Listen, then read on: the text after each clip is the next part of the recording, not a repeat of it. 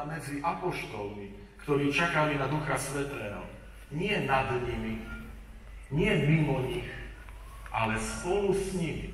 Tak to hovorí Božie slovo, prvé čítanie, že Mária zúčastnila bola na modlitbách spolu s apoštolmi, spolu so ženami, s Máriou Ježišom Matkou sa prvá cirkev modlí, očakáva Ducha Svätého. A toto je cirkev, ktorá kráča ďalej. Nie každý sám, ale všetci spolu, drahí bratia a sestry. To je preklad slova synodalita, že kráčanie spolu.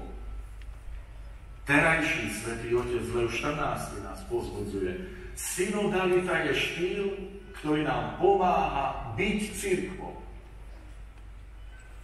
Kráčame spolu. Vtedy sa stávame, sme cirkvou, kráčajúcou spolu. Aj Slovensko potrebuje túto synodalitu. Lebo naša spoločnosť je často poznačená rozdelením politickým, názorovým, regionálnym, dokonca cirkevným. Často sa hľadáme viac v táboroch a stranách, než v bratstve. Mária však ukazuje, že Duch Svätý spája tých, čo sú rozdielni. Aj apoštoli boli rozdielni.